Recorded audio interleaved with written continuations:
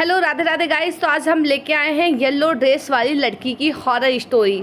एक बार क्या होता है कि राज होता है, वो है ना, उसके घर का इनॉग्रेशन होने होता है। तो उसके मम्मी पापा क्या करते हैं कि उस मकान को छोड़ के दूसरे मकान में जाते हैं। लेकिन वो मकान इतना छोटा होता है कि राज को बिल्कुल भी पसंद नहीं आता है कि यार इतना छोटा सा मकान मैं कैसे एडजस्ट करूँगा। लेकिन मम्मी पापा ने कहा कि 2 महीने की बात है बेटा, तू एडजस्ट कर ले।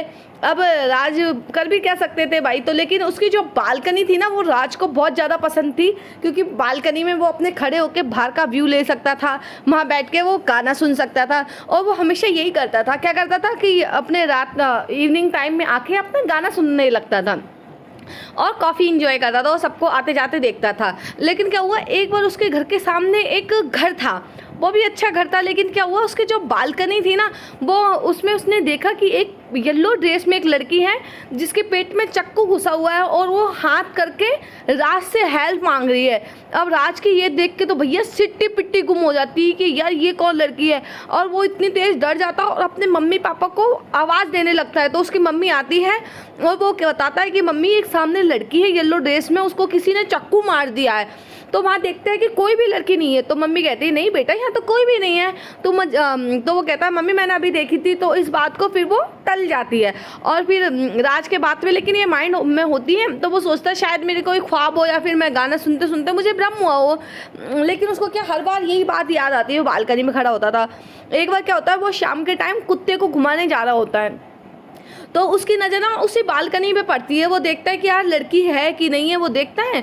तो वहाँ पे क्या होता है कि लड़की पानी दे रही होती है पौधे में और झुके हुए। तो लड़का उसे आवाज़ देता है हेलो हेलो, आप कौन हैं, आप कौन हैं, उस दिन क्या हुआ था। तो फिर लड़की उसके मतलब उसे जब देखती ना लड़की, तो क्या हुआ, लड़की एकदम से सीधी होती है और पहले रोने लगती है। उस जैसे सीधी होती है तो देखते हैं उसके मुंह में से खून आ रहा है, उसके पेट में चाकू घुसा हुआ है जो बहुत बुरी तरीके से खून बहने लग रहा है। तो ये देख के तो राज का हालत ख़राब हो जाती है कि यार ये क्या होता है। अब तो उसकी मतलब उसे लगता, और वो फ़ोटो खींच लेता उस चीज़ की कि यार फ़ोटो खींच लेता हूँ मैं, अब इसका क्या प्रूफ तो रहेगा। और फ़ोटो खींचने के बाद वो हल्ला मचाने लगता है कि ये मम्मी मम्मी इधर आओ। तो फिर उसकी माँ फिर आती है और वो देखते देखते लड़की गायब हो जाती है।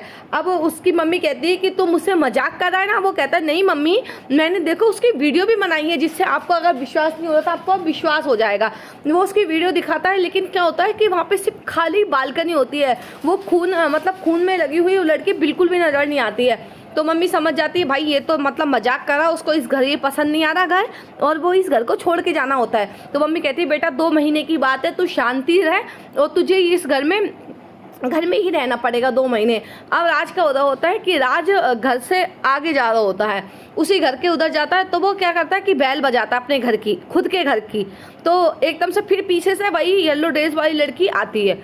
अब राज उस मुड़ के देखता है तो भाई उसकी हालत ख़राब कि यार ये तो फिर लड़के आगे चाकू पेट में घुसा हुआ है। वो क्या करता है, उसके पीछे पीछे घर में जाता है कि यार घर में जाऊँ तो सही, मैं अब तो मालूम करके रहूँगा कि ये लड़की कौन है। तो घर में जाता है तो बहुत गंदी मतलब बदबू आ रही होती है। लेकिन वो सोचता है कि यार घर में जाके देखूँ तो लड़की है या नहीं है। तो उस घर के अंदर जाने लगता है। धीरे धीरे अंदर जाता है तो वो देखता है कि वो लड़की है, रो रही है और किसी लड़के से बात कर रही है। ये सब राज देख रहा होता है। तो वहाँ से कांच के टूटने की आवाज़ आती है। तो राज उधर खड़ा होकर सिर्फ उनकी बात सुन रहा होता है। उन दोनों में बहुत ज़्यादा जिदा बहसी, बहुत ज़्यादा तगड़ी वाली लड़ाई होने लगती है। तो लड़का होता है ना, लड़का क्या करता है, उसको मारता है। तो ये बचाने के लिए राज आता है, उन दोनों को समझाता है। लेकिन वो क्या देखता है कि उन दोनों पर तक उसकी आवाज़ ही नहीं पहुंची है। तो लड़का क्या करता है, उसके ऊपर गर्दन पकड़ लेता है। तो राज उसका हाथ रोकने की कोशिश करता है कि यार मैं कैसे ना कैसे इस लड़की को बचाऊं। लेकिन वह जैसे लड़की के हाथ लगाता है तो हाथ आर पार हो जाता है। अब तो भैया राज की सिट्टी पिट्टी गुम हो जाती है कि यार ये क्या हुआ, ये तो कोई आत्मा है, मुझे कौन सा दृश्य दिख रहा है ये। अब ये देखते देखते राज झटके से पीछे हो जाता है। वो देखता है कि जो लड़की होती है वो चिल्लाते हुए दूसरे कमरे में चली जाती है, दूसरे कमरे में जा रही होती है और मतलब पुलिस को फ़ोन करने के लिए। तो लड़का मना करता है, पुलिस को फ़ोन मत कर, मैं तुझे मार दूंगा। वो चाकू घुसा देता है उस लड़की के ऊपर और ये देखते ही भैया लड़की गिर जाती है। तो राज आता है बचाने के लिए और देखता है कि वो लड़का तो भाग गया। लेकिन जो लड़की उसका चाकू क्या करता है, राज पकड़ता है और वो है ना राज से सिर्फ हेल्प मांगती रहती है। तो ये देखते देखते वो देखते हैं बहुत गंदी सी हो जाती है, ऐसा लगता है जैसे उसकी जो शरीर है वो पूरा सड़ गया है। राज देखता है, समझ नहीं आता कि यार ये क्या हुआ, मतलब ये तो इतने दिन से मुझे मरी दिख रही है, चक्कू घुसा हुआ है।